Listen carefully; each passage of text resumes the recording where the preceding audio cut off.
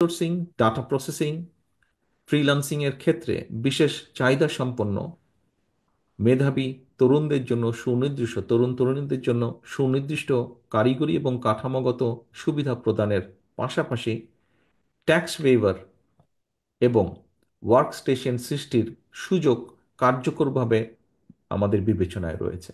অন্যান্য ক্ষেত্রেও উদ্যমী এবং সফল প্রতিবন্ধী ব্যক্তিদের জন্য সহজ শর্তে বিশেষ ঋণ সুবিধা প্রদান করে উদ্যোক্তা সৃষ্টির একটি আহ, পরিকল্পনাও আছে আমাদের এখানে। প্রায় কথাই প্রায় ব্যক্তি যারা বক্তব্য রেখেছেন একটি কথা সকলেই বিশেষভাবে উল্লেখ করেছেন, আমিও আমাদের চিন্তার মধ্যেও সেটি আছে। সেটি হচ্ছে গণপরিবহন। আমরা গণপরিবহন এবং বিভিন্ন সরকারি বেসরকারি স্থাপনাকে প্রতিবন্ধী ব্যক্তিদের জন্য উপযোগী করে গড়ে তোলার লক্ষ্যে একটি সমন্বিত পরিকল্পনা গ্রহণ করতে চাই। পাশাপাশি সরকারি চাকরিতে এই সকল মানুষেরাদের জন্য একটি নির্দিষ্ট অংশীদারিত্ব নিশ্চিত করার একটি পরিকল্পনাও আছে আমাদের ভেতরে। প্রিয় ভাই বোনেরা, প্রতিবন্ধী শিশুদের শিক্ষার বিষয়টি শিক্ষা মন্ত্রণালয়ের অধীনে আনার বিষয়টি বিবেচনা আমরা অবশ্যই করব। যার কথাটি এখানে যেই বিষয়টি এখানেও বোধহয় কয়েকজনের বক্তব্যে উঠে এসেছে, বিশেষ করে তাদের স্বাস্থ্য সেবা বিদ্যমান স্বাস্থ্য ব্যবস্থার মধ্যে অন্তর্ভুক্ত করার জন্য কাজ করতে আমরা চাই। তাদের জন্য ফাস্ট ট্র্যাকে সেবা প্রদান, প্রায়োরিটি সলিউশন এবং বিভিন্ন অ্যাডমিনিস্ট্রেশনের নির্দিষ্ট অংশ সংরক্ষণের পরিকল্পনা আছে আমাদের। বিচারিক প্রক্রিয়া প্রয়োজনীয় সংস্কার এনে এই মানুষগুলো ন্যায্য বিচার পাওয়ার সুযোগ কিভাবে আরো বৃদ্ধি করা সম্ভব হয় সেটি আমরা চিন্তা ভাবনা করছি।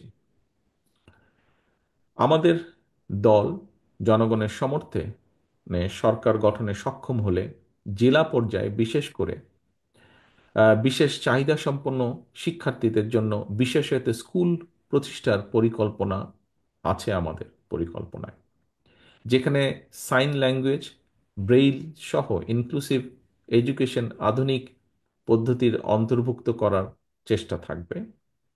পাশাপাশি কারিগরি ও পেশাগত শিক্ষার মাধ্যমে কর্মজীবনে প্রবেশের সুযোগ কিভাবে তৈরি করা যায়, এই মানুষগুলো জন্য স্কলারশিপ ও প্রয়োজনীয় শিক্ষা উপকরণ সরবরাহ বিষয়টি আমাদের বিবেচনায় আছে। স্বাস্থ্যসেবার ক্ষেত্রে আমরা প্রতিটি জেলা সদর হাসপাতালে বিশেষায়িত স্বাস্থ্য সেবা ইউনিট স্থাপনের চেষ্টা করব, যেখানে শারীরিক থেরাপি, মানসিক স্বাস্থ্যসেবা এবং প্রয়োজনীয় চিকিৎসার আধুনিক সুবিধাগুলো থাকবে বলে আমরা প্রত্যাশা রাখি। আমরা প্রত্যন্ত অঞ্চলে বিশেষ চাহিদা সম্পন্ন জনগণের জন্য মোবাইল হেলথ ক্লিনিক চালুর একটি উদ্যোগ গ্রহণ করতে চাই। সহায়ক উপকরণ তৈরির জন্য যে বিষয়টিও এখানে উঠে উঠে এসেছে বক্তব্যে, উপকরণ তৈরির যে কারখানাগুলো সেগুলো দেশে স্থাপন করা এবং আমদানি ক্ষেত্রে যদি সম্ভব হয় অবশ্যই সেক্ষেত্রে কর মওকুফের চিন্তাটিও বা কর কমিয়ে আনা চিন্তাটিও আমাদের পরিকল্পনার ভিতরে রয়েছে। গুরুতর প্রতিবন্ধী ব্যক্তি, তাদের জন্য নিবিড় পরিচর্যার একটি বিষয় আছে, বিশেষ করে এলডারলি পার্সন যারা এই ধরনের। আমাদের অন্যতম একটা লক্ষ্য থাকবে বিশেষ চাহিদা সম্পন্ন শিশুদের সুপ্ত প্রতিভা বিকাশ নিশ্চিত করা।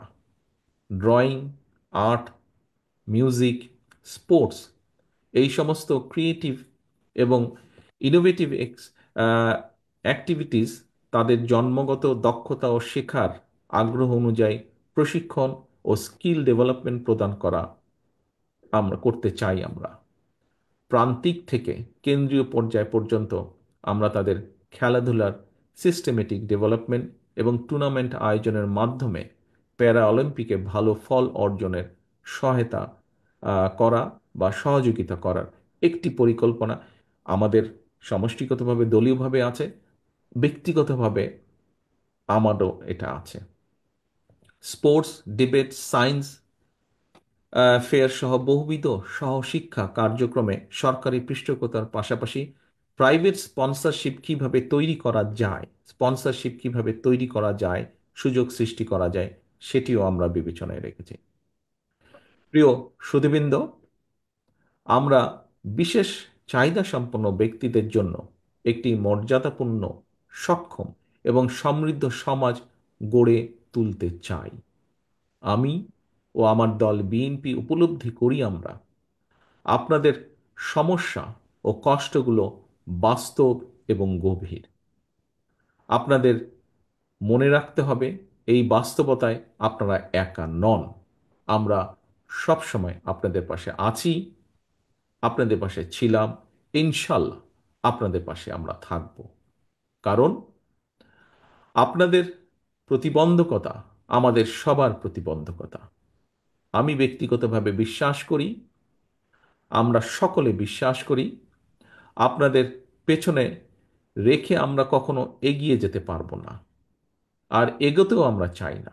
আমরা সবাই মিলে একসাথে যে গণতান্ত্রিক বাংলাদেশ গড়ে তুলব, সেটি হবে সবার জন্য ফেয়ার,